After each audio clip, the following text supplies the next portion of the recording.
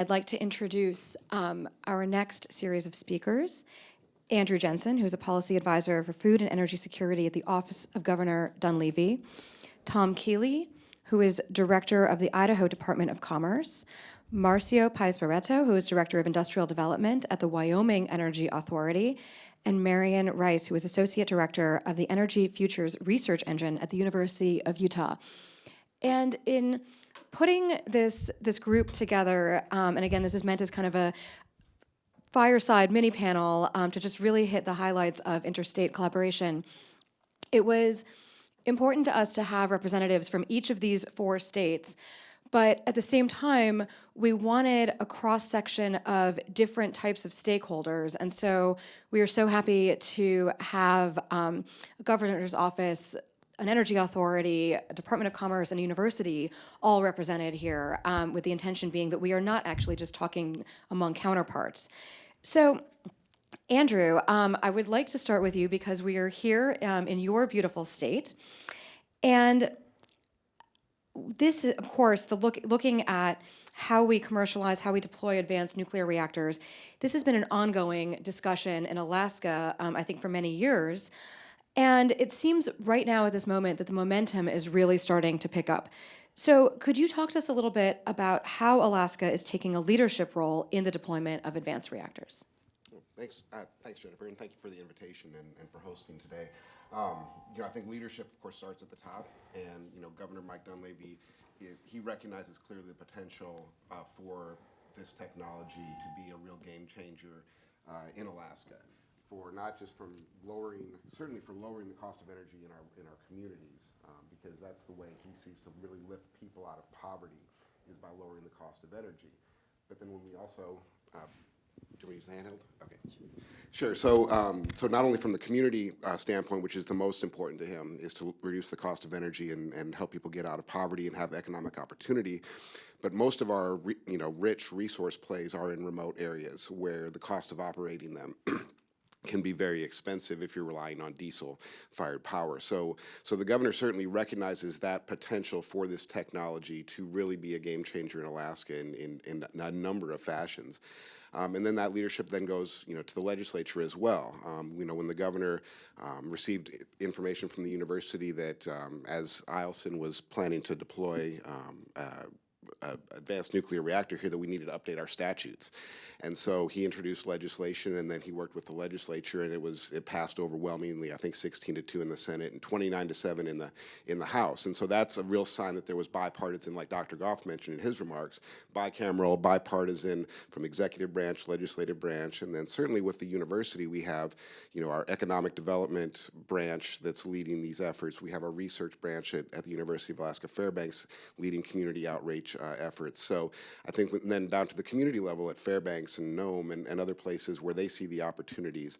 So I think when you see that kind of alignment across communities, across stakeholders, across the resource industries, I think that's where you can really create the environment to really move this technology forward, and certainly to send a signal to the industry that Alaska is a prime opportunity to deploy this technology. Andrew, thank you so much. Marcio, I'd like to go to you because we were just recently, only 2 weeks ago, in Wyoming at a Frontiers Project meeting that was really intended as an update on all of the exciting developments that Wyoming has made over the last year. So could you talk to us about some of those steps that Wyoming has taken since our first Frontiers Project meeting there in 2022? Thank you, Jennifer. Can you hear me fine, or should I use the microphone? Well, thank you. First of all, I would like to say thank you to Chrissy Bell. Also, I don't see him. Maybe he ran away. Steve Allmeyer. And, of course, Jennifer Gordon to help to organize those meetings. More or less a year ago, we host a very similar meeting on similar numbers, similar faces, similar stakeholders in Wyoming. And it went very well. And why I think that meeting went very well, because it created, for us, Wyoming Energy Authority, enough authority to act in what needs to be done to advance the deployment and demonstration of advanced nuclear technologies. Also build up a little bit the acceptance that is needed to move in that space, not just the authority, but the acceptance from the communities. There were many elected officials that represent their communities in that meeting. And last but not least, increase our ability at the Wyoming Energy Authority to act, because we are not experts in advanced nuclear technologies. We understand oil and gas, coal, a little bit of wind and solar. So just like your senators say all above, we also believe all above.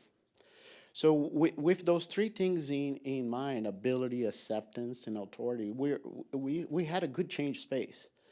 And what was our change space was the ability to utilize energy matching funds that belong to the people of Wyoming, were appropriated by the legislature and managed by the governor to advance nuclear projects.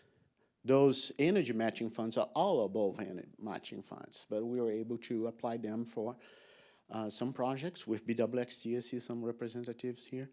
They're working with one important industry for Wyoming, the trona industry. So glad to be here. I hope this meeting does the same for Alaska. And what we celebrate in the second Frontiers project, which happened a few weeks ago, was exactly those advances. And the ability to celebrate there's some things happening on the ground, supporting the local industry, creating a new industry, evolving the state capabilities. And last but not least, rebuilding that authority, rebuilding that acceptance, and incrementing our ability to act. So that's what we have to celebrate. And we are very glad to be here in Alaska. We hope we can host other events in Utah and Idaho and keep moving together as frontier states. Marcio, thank you so much. Marian, I would like to go to you because you just recently joined the Emerging Markets Analysis, or EMA, group put together by INL. And I would like to learn just a little bit more about your work and your mission at the Energy Futures Research Engine at the University of Utah. Can you hear me okay with this? No? Hi, well, first of all, thank you so much for the opportunity to come here and be part of this panel. I am new to the University of Utah as of July 1st, and I'm the Associate Director of a new initiative called Energy Futures Research Engine. And the purpose of, we'll call Energy Futures, or the engine, is to really address the climate and energy crisis. And doing this by facilitating some really world-class technology. University of Utah is doing a lot with their engineering, geothermal, mining policy. Also really bringing together this interdisciplinary research that we have on campus. So my first role really as I joined recently is just to learn the community. And there's a lot of research happening, again, in engineering and geology, but also policy, our community engagement, social, recreational, economics, even our built environment building. So bringing together this interdisciplinary research that we have on campus. And I'm actually surprised so many times I'll mention a researcher and people don't even know who they are. So just bringing that community together and then finally building relationships. So this is a great example of this in the EMA, and I'm just thrilled to be here. But also reaching out to our local governments, so the municipalities, the counties, our state governments, a lot of nonprofits that we have doing energy work in Utah and in the region. So, and of course, private sector. And when we talk energy, I know here's the focus is nuclear, but it again is just looking at all energy opportunities. And then we have three pillars really guiding this this initiative. So the first really is affordability and equity. I think it's critical to make sure that energy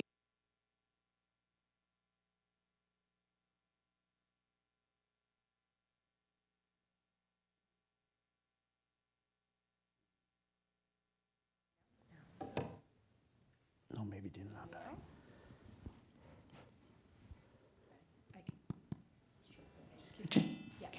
Okay, now you can hear me. Okay. Keep pushing the button and it works. So really making sure everything's affordable. So people have access to energy. They have access to State Warm and others, just as we talk about other utilities as well. So also looking at security. I know Senator Sullivan talked about energy security, but also when we think of security, we think of workforce development. Also those communities that are transitioning from coal communities. What are we doing for security there and transitioning and retraining those communities? And I think nuclear is one of the areas that the state is looking at. And then finally, quality of life. So we're making sure that what we do is benefiting the communities. If we're extracting our critical minerals, oil, natural gas, nuclear, that it's actually benefiting communities and not impacting communities, and also looking at our ecosystem as well. So making sure we're doing it in a manner that is respectful of the ecosystem as well. So those are the pillars. And again, it's just been a few months and I've learned a tremendous amount, and really appreciative to have the opportunity to be here and share Energy Futures Research Engine with Frontiers and Emma.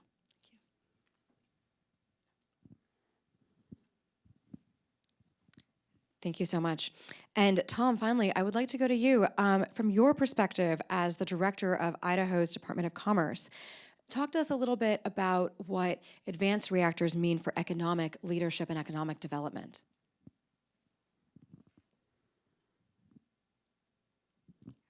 Jennifer, thank you. And thank you for inviting me to the Frontiers Project. I got the invitation about a week ago when I was coming back from Taiwan, looking at some economic development opportunities there with semiconductors. But I'm Tom Kealey, Director of Commerce. My background is private sector until about 4 years ago. I joined Governor Little's cabinet as Director of Commerce.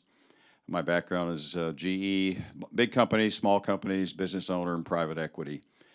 I've had a great 4-year run, some amazing times. I've learned more about broadband, cybersecurity, semiconductors, and advanced reactors. And I'll tell you that first meeting of our line commission, Leadership in Nuclear Energy, which is one of our state commissions that's been around a while and primarily supportive of nuclear, it was just an eye-opening event.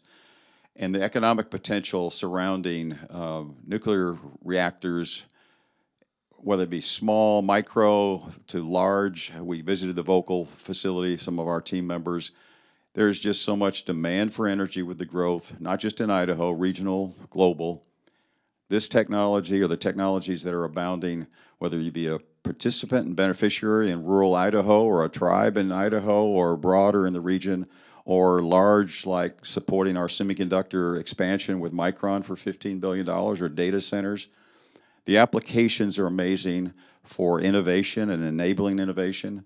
How do we be a part of that, both not just the state, because it's bigger than the state, just like with our semiconductors, we're working regionally for the supply chain. So how do we understand what products might we make in the region or consume in the region or export to other states or abroad? And what does that mean for workforce? What is it going to demand of universities and colleges to develop the workforce and the capability to implement and be a leader in this area? So just tremendous opportunities. We've got very good support from our governor and our legislature. We've been working with the Line Commission for surrounding states, whether it be Wyoming, Utah, Alaska. Of course, we'd love to invite the governor and the team to Idaho. INL is right there. We're really looking forward to the NuScale facility that's coming on board. And then next year we have the micro, and then the small modulars the year after. So many great opportunities for economic development growth in the region.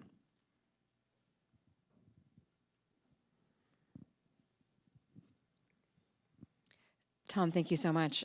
Andrew, I would like to go back to you, because Alaska is a state with tremendous expertise in energy, tremendous know-how.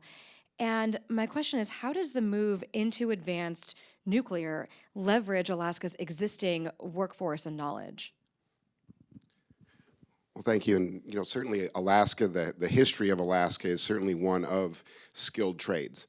Whether you're looking at the kind of construction projects we have to do here, the pipeline itself, just operating in Alaska requires a very high level of skill. And so there's certainly no question that we can develop additional skills within those type of workers. But as we know, around the country, since the end of the the pandemic or the reopening of kind of the economies, that across industries, across whether it's government, private sector, et cetera, finding workers has been the real challenge. Certainly we know how to develop them, we know how to train them, but it's just finding them, recruiting them.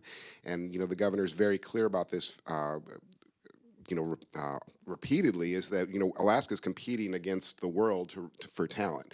And so he looks at it not just from an ability to, can we put the resources into our vocational training schools, our partnerships with the trade unions, but to have a holistic look at making Alaska more affordable from an energy perspective, more affordable from a housing perspective, more affordable from a child care perspective, because you have to put those pieces in place as well in order to bring in the workers or to keep the Alaskans that are here that have those skills. So I think there's no question that Alaska has the ability to develop this. It's part of our culture. It's part of our history going back for 100 years, pre-statehood.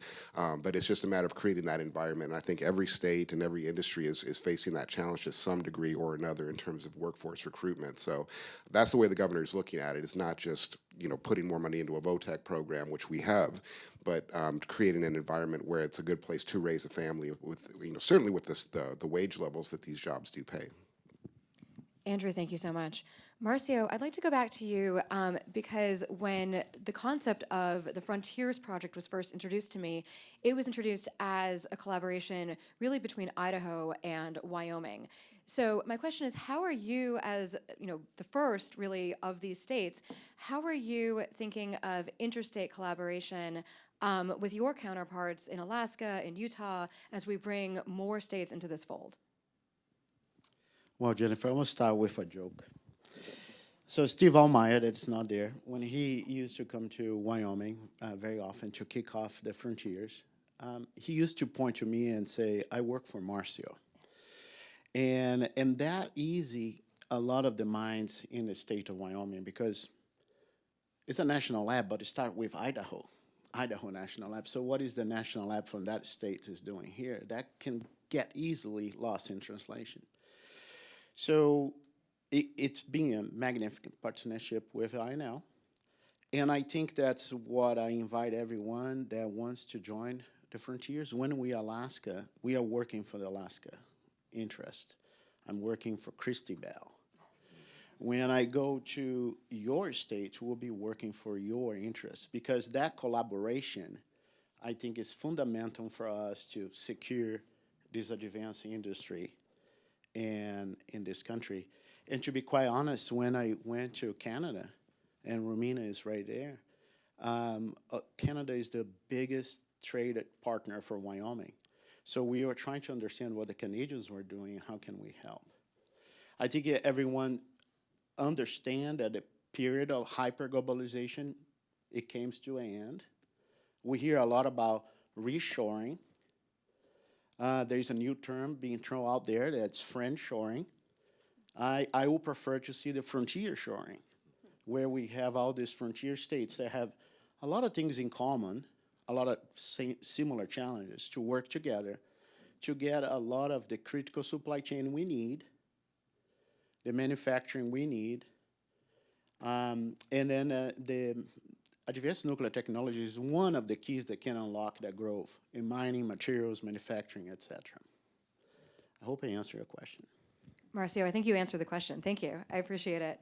And I certainly agree that as we go from state to state, we are working towards the interests of each of these states. And to that end, Marian, I want to go to you, because I think the universities have really been key to this Frontiers collaboration as well. And of course, our relationship with the University of Wyoming, with the University of Alaska, and now with the University of Utah, I think are really, really crucial. So how do you see the role of universities in the Frontiers project as building ties, sharing expertise with one another, and with state government level stakeholders as well? I think that is a fantastic question. Emma, so again, also just recently joining Emma, and I was thrilled to see, Wyoming, Boise State University as well, which my sister's a professor there, so a little plug for Boise State as well. So Alaska and all these universities, and I've already learned a tremendous amount. So I think there's a lot of opportunities to share expertise. Again, we talk about the engineering and technology, but also I'm going to stress the policy side as well. I think without policy and looking at permitting and water rights and other areas, those could be a linchpin in anything we do. So sharing that information, expertise, I think has been really beneficial. Also, the community engagement. I think with universities, they have a great opportunity to, again, engage with the communities because there's also that level of trust from universities. And because of the expertise. So I've learned a lot already from, I think, Wyoming shared some information about community engagement. So really engaging with the communities from the very beginning to, again, have that buy-in and also share their expertise, I think is important. Workforce development, I'm so thrilled you mentioned as well, looking at it comprehensively. So everything we do cannot be siloed. It has to be comprehensive and holistic. And I think the universities has a great opportunities to, again, bring together that interdisciplinary research. Because, again, if you don't have the workforce development at both the professional engineering levels, but also I would say the trade and operational levels, I mean, that again, you really need those to move forward. So I think, and again, affordability, policy. So I think the universities have a great opportunity to bring together that interdisciplinary research to have a very holistic overview and approach.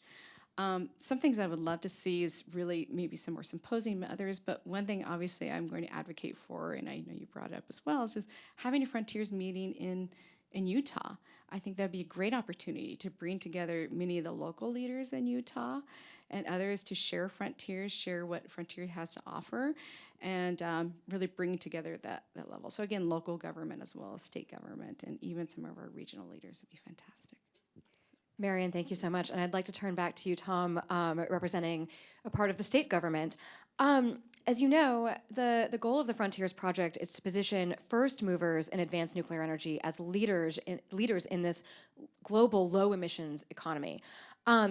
Idaho, of course, is extremely well positioned to work with others in frontier states, especially, of course, because Idaho has the Idaho National Laboratory.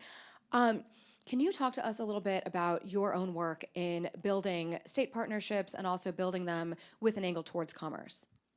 Jennifer, thanks. And yes, we do have the benefit of the Idaho National Lab right in our state that has been working in nuclear for many, many years.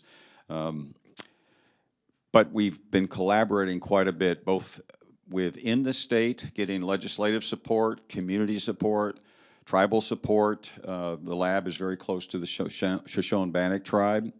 It's very important. We have the Line Commission, which I talked about before, which has very different perspectives and stakeholders, basically state-led. But from time to time, we invite and have had presenters from Utah, Wyoming recently, I think in the spring, to talk about legislative policy there to make it more encouraging and more incenting to bring advanced reactor technology and businesses to the region. We've worked closely with the University of Wyoming and Boise State on the Idaho Advanced Economic Consortium worked with the University of Wyoming to submit for a tech hub facility application here recently. So we've broadened our efforts, working in collaboration with states around us that support this. Again, we're trying to figure out how communities and businesses can have more advanced carbon-free energy sources, whether it be micro, small modular, or what yet is to come in the future. And it takes bigger than just a state. It takes bigger than just a few states. It's regional, it's national, it's global. And you look at these states that we have here on the Frontiers Project and the number of, call it, U.S. senators involved that could get behind initiatives to support the expansion. It was talked about earlier by Michael Goff in terms of how do you get the funding? And coming from a GE Capital perspective, how do we have funding? Maybe it is the seed capital comes from the federal programs to get it going. And coming from GE Capital leasing, perhaps it's leasing to get it sort of primed and started. And again, advancing this energy that helps communities get more energy, more sustainable energy, hopefully cheaper energy, and renewable. So lots of economic development, and collaboration is so key here. And we would similarly like to invite folks to, as you move the Frontiers Project broader, come to Idaho, INL, to support that. An analogy I like to use is how we helped to secure, after the CHIPS Act came out, we pivoted to say, how do we bring more semiconductor manufacturing to the States? How do we bring it to Idaho, perhaps, and compete for a location or for investments? It took a lot of working, not within just the supply chain of Idaho, but into the region. How do we bring and make successful semiconductor manufacturing? It's similar to me in terms of where we are with advanced reactors. How do we kickstart, make it happen, and how do we facilitate it?